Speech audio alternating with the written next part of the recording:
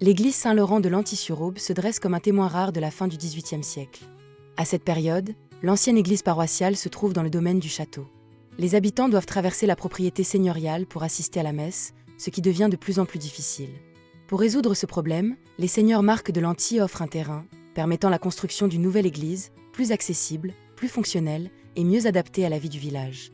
En 1776, un architecte de renom, Edme Joseph Aubert, rédige le devis de reconstruction. Il travaille alors pour l'abbaye de Clairvaux et pour le duc de Penthièvre. Son intervention à Lanty-sur-Aube s'inscrit dans une série de chantiers qu'il mène dans toute la région. Le projet est ambitieux, créer un édifice entièrement neuf, conforme aux standards architecturaux du XVIIIe siècle. La première pierre est bénite le 14 mai 1779 par le curé Nicolas Seurat, en poste depuis près de 30 ans. Le chantier avance rapidement, et l'église est achevée en 1782. Son architecture est typique de l'époque.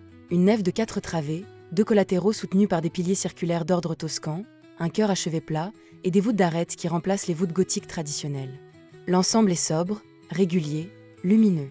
Une esthétique classique tardive, pensée pour la clarté et la lisibilité de l'espace liturgique. Un détail intrigue pourtant les historiens. Les 3 cloches du village sont bénies en 1772, soit 7 ans avant la pose de la première pierre de l'église actuelle. Elles sont offertes par le châtelain Alexandre-François Marc de Lanty et bénies par son cousin, Hector Marc, prêtre bachelier de Sorbonne.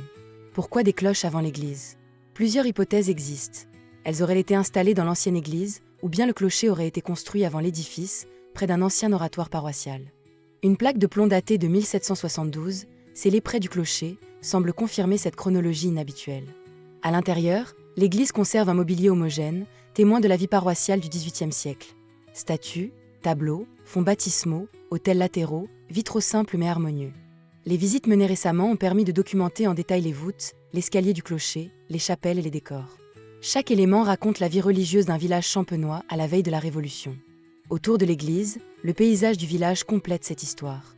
Lanty-sur-Aube est un lieu structuré par l'eau, source, lavoir, ancienne canalisation. L'église n'est pas isolée.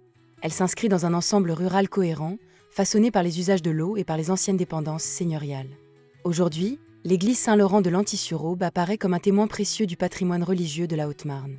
Un patrimoine sobre, cohérent, profondément ancré dans son paysage et qui continue de raconter la vie d'un village champenois.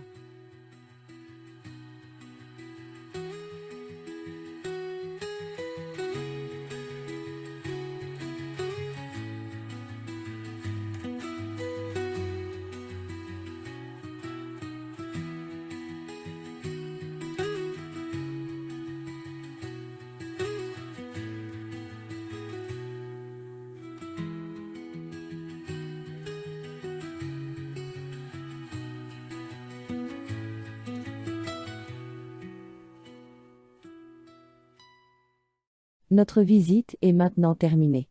Mettez un like si vous aimez mon travail. N'oubliez pas de vous abonner.